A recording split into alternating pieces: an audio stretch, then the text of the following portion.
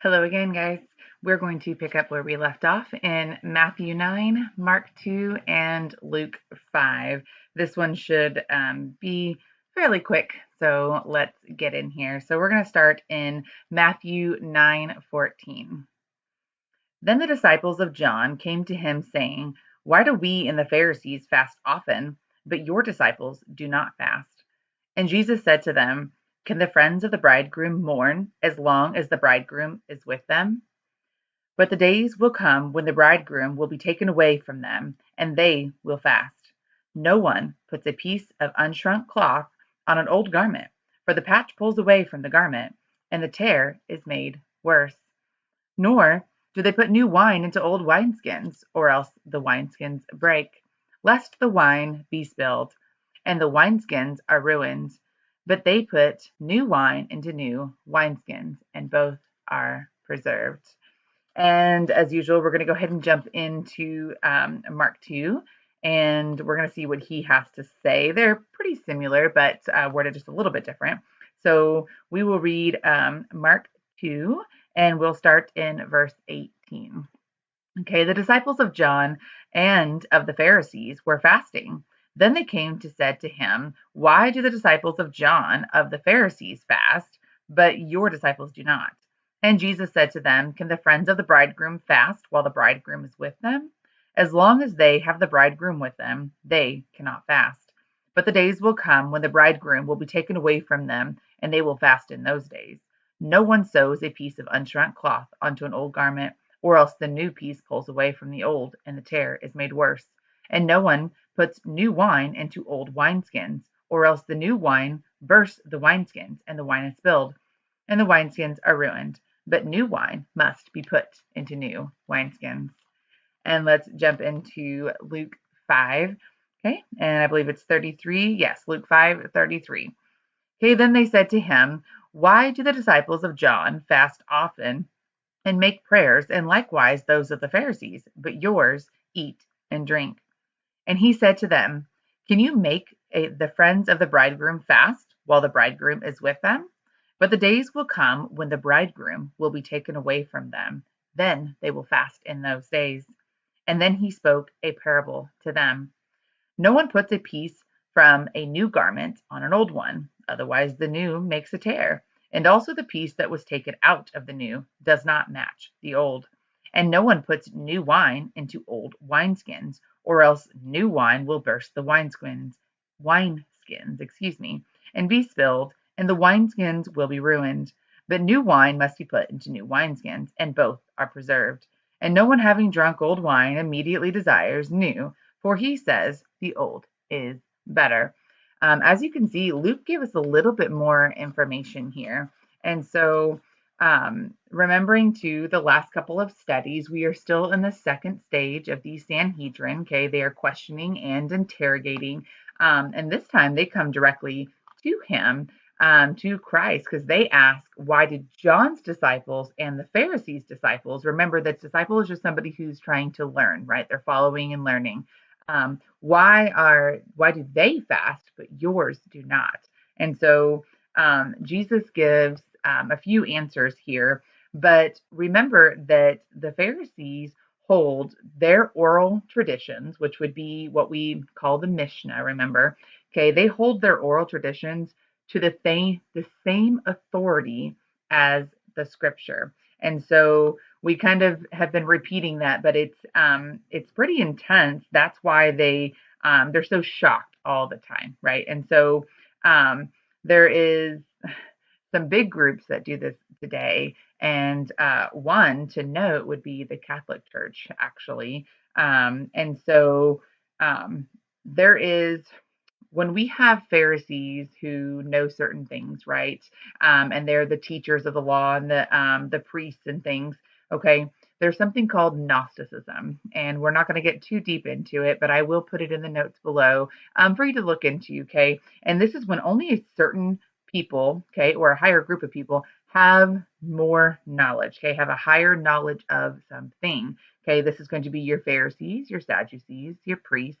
Okay, and so in other words, you have a group of people who aren't privy to a certain amount of information that essentially you're not good enough to know, right? And so only a special group would know these things, and they're the ones that teach. They're the ones that are passing along the information, and of course, this is how things are widespread.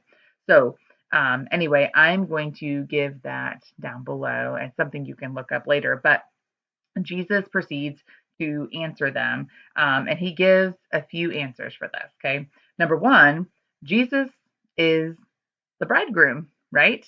Okay, we are the bride, we are the church. The church is the bride. Okay, and so they are currently with them. There's no time to fast. What would they be fasting for, right? Jesus is currently with them. Okay, so we need to look at why do we fast and study into that, right? And that again comes from a knowledge that they would have, and then of course all these laws and rules that they've added to the Mosaic law. And so this is why they're questioning him on that. Okay. Another answer he gives is no man puts an old garment on a new, okay, or the old would destroy the new. Okay.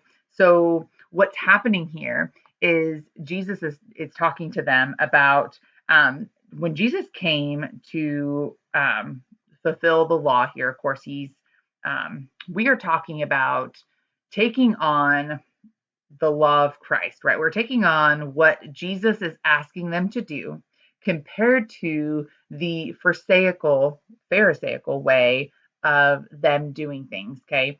And Jesus is telling them that he's not going to patch up Pharisaical Judaism, okay? He is not going to add to this and just sew it together and make it better, okay? Take out some parts that don't work and just patch it up, which is what they are anticipating. Okay. And so, because remember, they believe that their law is complete, they know it all already. Right. And so they are expecting Jesus to come in and just kind of fix things. Right. So, of course, we know that Jesus is going to come and fulfill the law, which will hence do away with it and bring in the law of Christ.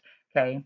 And so, but this is not what they are expecting. And so, this is why Jesus answers them this way. And then again, with an answer, no new wine into old wineskins, right? So this his teaching isn't going to fit their mold.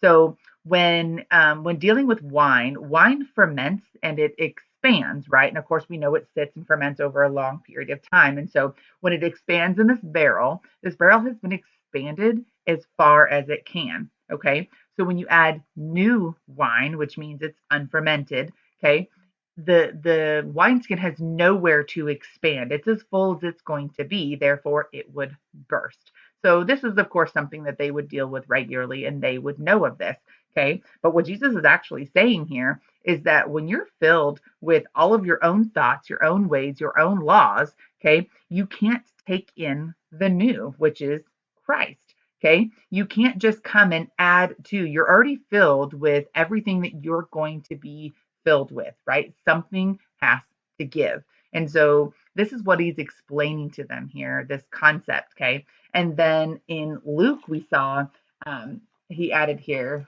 let me go back to my page here in Luke 5. Let's get there. At the end, he added, and no one having drunk old wine immediately desires new, for he says the old is better, right? The old fits. The old tastes good. The old is, you already have a taste for it. You already have a feel for it. You're already enjoying it, right? Why would you need something new? He's making a point here, right? Why would you take on the new law of Christ? Why would you take on when you know your law? You know the way that you do things. You feel good in how you do those things. And so he's telling them that it just wouldn't happen, right? They can't take on something new when they don't want to rid of the old. Okay. And so they are so used to the old traditional law, so they would have no desire for new. And he is essentially telling them they are going to reject him. And so they are going to stick with what they believe instead. And this actually continues to happen even after his resurrection. And we'll see that a lot in Acts and the epistles. But this is what he's telling them in this parable. He's telling them essentially that they are going to reject him. And so it's pretty powerful. But Again, this is the second part of the Sanhedrin. They're questioning him, and he gives them some answers that they don't really like. But that wraps up that little section there. I'll see you again.